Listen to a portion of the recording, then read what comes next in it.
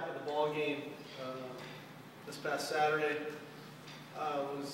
You go back and look at the film. Sometimes you don't get a complete sense of everything. I was proud of the fast start by our football team.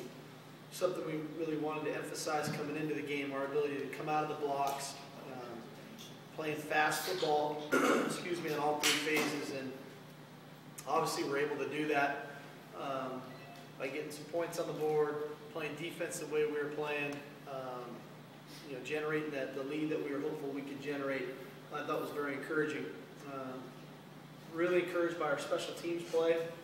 Continues to impress me. I think we continue to get better there. Obviously, the fake punt was executed perfectly. The block field goal, return for the touchdown. I thought our kick coverage unit was much better.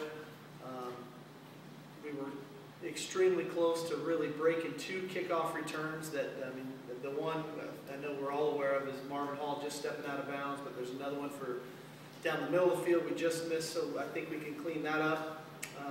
If there is an area that needs continued attention, it is our punting game, and then our coverage unit within the punting game. I think we saw a bit of a breakdown there, so that'll be a point of emphasis of ours. I thought it was good that Travis was able to hit another field goal, struck the ball well again. So all that phase of the game was good. I was also impressed, really challenged the guys at halftime about coming out in the third quarter and executing, covering that opening kickoff to start the second half, getting the 3 and out on defense, getting the ball on offense and going right down and scoring, which we were able to do. So those things were all really good positives coming out of the game. Thought we got the ball to our playmakers. Austin made his plays. Casey made his plays. Keith threw the ball well. Bishop, I think, on 14 carries went over 100 yards and probably could still find some more yards out there for himself, which I think as he gets more comfortable, he will. Areas that weren't so good, just like every other game. And I think I'm not going to exhaust myself on this, but I think we were flagged 8 times in the first half again in the game, and for a variety of penalties, which is unacceptable. And as we get into these tighter ball games, that's not going to work. And so that is something that's been addressed by us. Our ability now to execute when not all of our starters are on the field, I think is again another something for a point of emphasis for us, as our backups are playing. Their ability to go in and execute at a high level and do the things that they need to do. And I thought we were spotty at best in the second half at doing that on both sides of the ball. So some things there to clean up.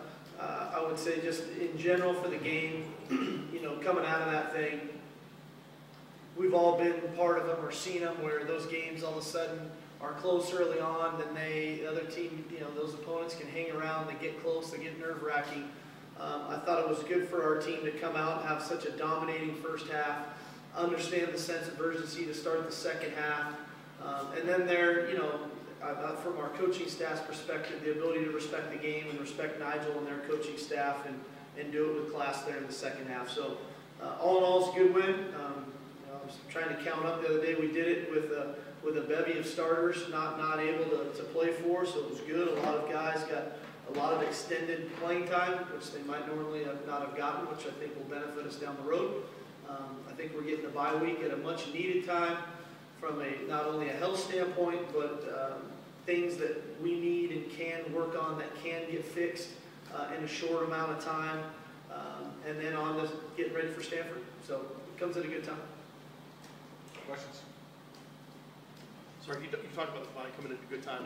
What are the things that maybe really need to focus on? Well, I think one is we have an idea of the runs that we like now. I think we're starting to figure out what these guys do well, and so now we can get a little bit more creative in that area as far as running the ball and getting ourselves to a point to the runners are running the things that they're good at and getting multiple reps at that, so that's at a good time.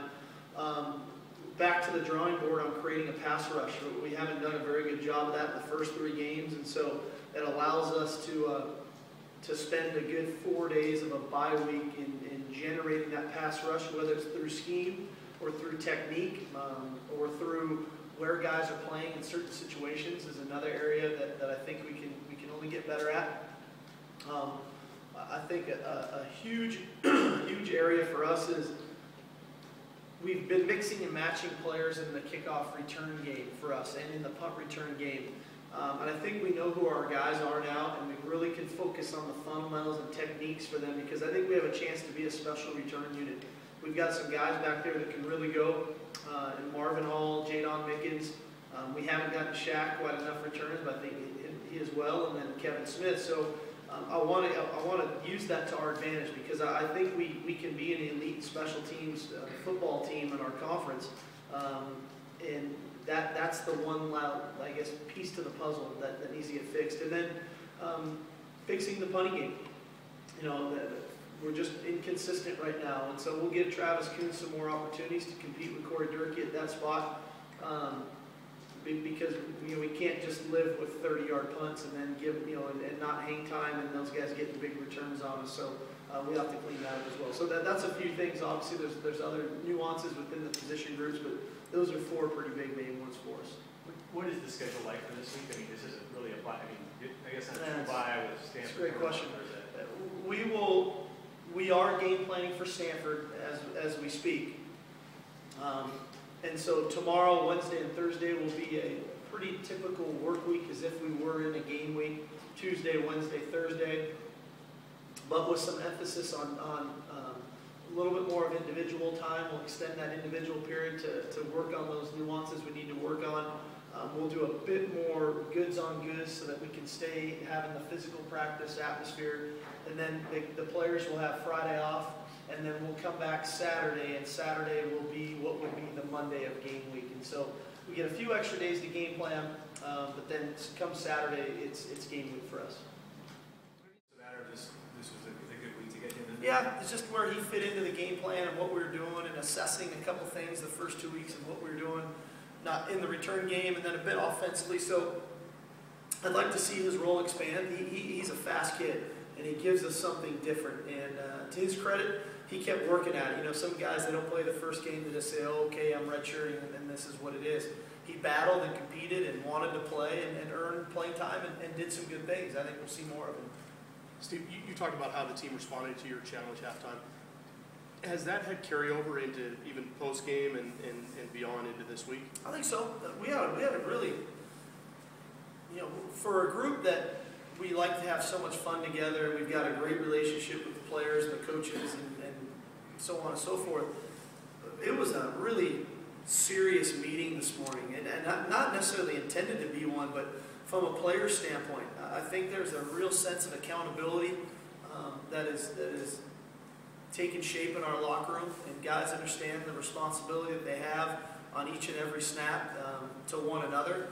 And instead of us having to go and harp on it, they already have recognized it. And I think that's what good teams have. They can recognize the issues that they're being faced with, and then how they need to fix those issues and what they're going to do about them. And so it's great, to win a game in the fashion that we did. But the maturity of this team to recognize that there are plenty of issues that need to be fixed, and let's get to work mentality, I thought was evident today. So I was pleased with that. It's one of those, the penalties, obviously that's been a huge thing for you. Have they started to understand them a little bit more, especially in the series team? I hope. I think in the second half we got 2 penalties as opposed to 8 in the first, and I'm a realist that penalties are going to happen. I'm not going to think that we're going to go out, next Thursday night and have 0 penalties. I understand that that's part of the game, but there are specific penalties that we can eliminate. There are others that we can minimize. And those are the ones that I think have us all frustrated. Delay games, those shouldn't happen. And that for us to be doing that is absurd. To have 2 false starts at home in our stadium is absurd to me. To hit a guy late out of bounds doesn't make sense. To taunt a guy 20 yards behind an interception for a touchdown doesn't make sense to me. So those are the ones that we need to fix. And I get we're going to get a holding penalty here and there. I get we're going to get called for a pass interference here and there. That's the game of football. But the self-inflicted wounds are the ones that I'm talking about that I think we can clean up. What do you think of the Stanford game, especially with them coming up next, the USC Stanford game? I was excited. You guys know me well enough now. I love being a fan of college football. And That's why we all love playing the 1 o'clock games, you guys probably included. You know, you play and the game's done, and then you get to be a fan in the afternoon and evening. And so it was an exciting game. I thought it was a great game for our conference, a competitive game. Stanford looks like Stanford, big physical team, going to run the football, defend the run. You know, there's a bunch of really close bang plays that you could probably add up on one hand that made the difference in the ball game. And so good for our conference, good game. Yeah, I don't know enough. Technically, we haven't. You know, I'm just getting started on Stanford, so I can't give you the specifics of all of what happened. But it was a good game. They held a very talented USC team in check. And even though you guys do the one game at a time thing, I'm sure when the schedule came out, you probably looked at this, you know, Stanford, Oregon, USC. You probably looked at this as a pretty big kind of stretch for your team this year. Yeah, I would agree. You know, and the way our schedule's set up to have the first three, then the bye, and then start conference play, it just kind of was a natural. You know, it's like we're heading into the second quarter. You know, I mean the first quarter's done. Long TV timeout here, and then we get to go play conference play, and we get the three teams that have had the best record, you know, best records in our conference the last 4 years combined. And so, you know, I'm hopeful we get some of these guys back that haven't been able to play for us. You know, I'm excited for the opportunity to play a nationally televised game on a Thursday night with the entire country watching, and with our fans there rocking and rolling like the Huskies know how to do it. I'm pumped for that opportunity, you know. But we've got quite a bit of time until that moment, and when that time comes, we'll worry about it. But till then, the focus is going to remain on ourselves and us, and doing the little things that are going to make a difference in tight ball games late in the fourth quarter. Steve, what was your assessment of the offensive line with all the newcomers? Not bad, you know, not bad. Again, learning them as well. I'm learning Shane Brostick, I'm learning James Attoh, I'm learning Dexter Charles. I thought Micah Hatchie had a very impressive game. You know, the kid Marquise Jackson is a big-time player for Portland State. I mean, sometimes you don't think, oh, Portland State, they're not a big-time guy. He's a big-time player. I mean, two-time, you know, all-conference guy transferring in, and somebody who we were actually contemplating bringing in here, and I thought Micah had a nice ball game on him. I thought Drew Schaefer was in good command in the middle of the thing. I thought Dexter and Shane flashed. You know, they do some really good stuff and other stuff that they'll get better at with experience. So all in all, a good performance for those guys. Do we need to play better as we continue to move forward? Sure we do, but for the first time for a few of those guys really playing an extended amount of time, I